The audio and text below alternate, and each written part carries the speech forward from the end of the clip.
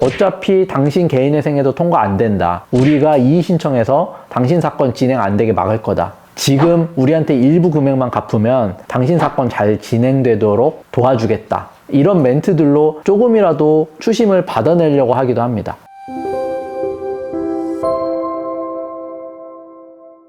끝까지 싸워서 이기겠습니다. 젠틀한 싸움딱 유익상 변호사입니다. 개인회생 파산 사건 진행하다 보면 연체가 임박하신 분들 또는 이미 연체가 시작되신 분들께서 가장 두려워하는 것 중에 하나가 독촉추심입니다. 그리고 많은 분들께서 독촉추심 어떻게 대응해야 할지 궁금해하셔서 이에 대한 대응 방법 말씀드려 보려고 합니다. 우선 독촉추심 언제 멈추는지부터 간략히 말씀드려보면 개인회생의 경우 신청서 접수 3일에서 5일 이내에 일반적으로 금지명령이 나오는데 금지명령이 나오게 되면 독촉추심도 중단됩니다. 만약 금지명령이 기각될 경우에는 개시결정 시점부터 개시결정의 효과로 독촉추심이 중단되죠. 파산 절차의 경우 금지명령이 없기 때문에 파산 선고 이후부터 독촉추심이 중단됩니다.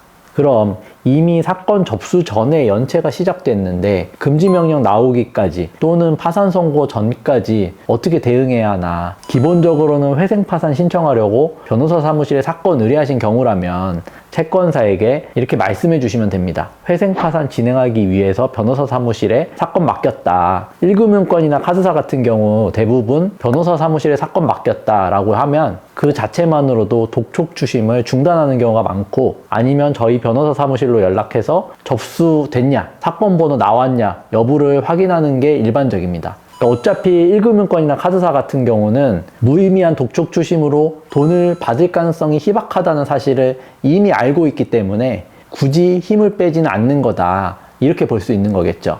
반면에 저축은행이나 대부업체에 대해서도 또 말씀드려보면 약간 좀 집요한 편인데, 여기는 변호사 사무실에 맡겼다라고 해도 어차피 당신 개인회생에도 통과 안 된다. 우리가 이의 신청해서 당신 사건 진행 안 되게 막을 거다. 지금 우리한테 일부 금액만 갚으면 당신 사건 잘 진행되도록 도와주겠다. 이런 멘트들로 의뢰인의 어떤 불안한 심리들을 이용해서 조금이라도 추심을 받아내려고 하기도 합니다. 회생파산 진행하려고 변호사 사무실에 맡겼다라고 하더라도 독촉추심이 계속될 수 있다라는 거고, 의뢰인들께서는 계속 불안해하시면서 이런 경우 어떻게 대응해야 되냐 이렇게 많이들 물으시는데, 사실 결론부터 말씀드리면 이런 경우에도 크게 동요하실 필요는 없고, 1금융권이나 카드사 대응하시는 거하고 동일하게 저한테 연락하지 마시고 변호사 사무실에 연락하십시오. 사건 번호 나오면 알려드릴 테니 그때까지 조금만 기다려 주십시오 정도로 대응하고 통화 종료하시면 충분하다, 이런 말씀 드리고 싶습니다. 그리고 금지명령이 기각되는 경우에도 좀 말씀을 드려보면, 저축은행이라든지 대부업체도 금지명령이 나오면 사실 그때부터는 더 이상 독촉추심을 할 수가 없잖아요. 근데 금지명령이 기각되는 경우, 이런 경우에 채권사들, 특히나 저축은행이나 대부업체 정말 집요하리만큼 개시결정 때까지 연락해서 금지명령도 안 나왔기 때문에 계속 독촉추심 할 거다, 조금이라도 돈 갚으라, 이렇게 요구하는 경우들이 있습니다. 특히나 광주지방법원 관할 사건에서 이런 경우들이 많이 발생하는데, 이 경우도 사건 접수 전 대응 방법과 크게는 다르지 않다라고 보시면 될 것 같아요. 단호하게 변호사 사무실에 연락하라고 말씀하시거나 자꾸 연락하지 말고 채권사에서 법적 조치 취하시라, 이렇게 대응하시면 충분하고, 법원을 통하지 않고 채권을 변제하는 등의 행위는 하지 마시기를 추천드리고 싶습니다.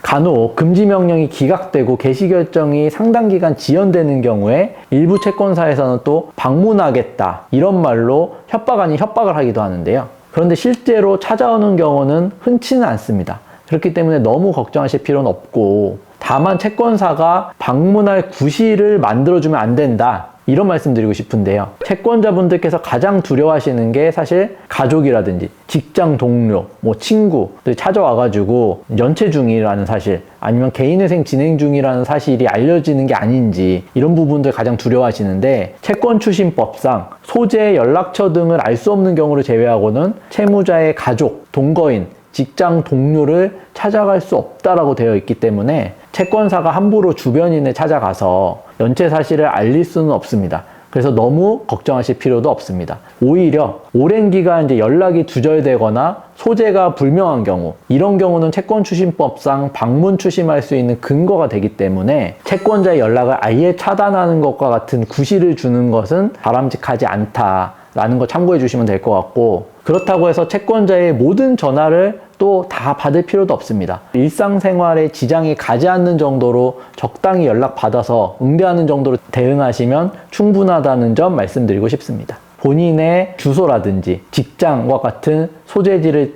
오히려 명확하게 밝히시고, 소재 연락처가 이렇게 명확한데도 당신들이 반복적으로 연락하거나 찾아오는 것은 불법 추심이다 라는 점을 강력히 말하면서 대응하시면 될 것 같습니다.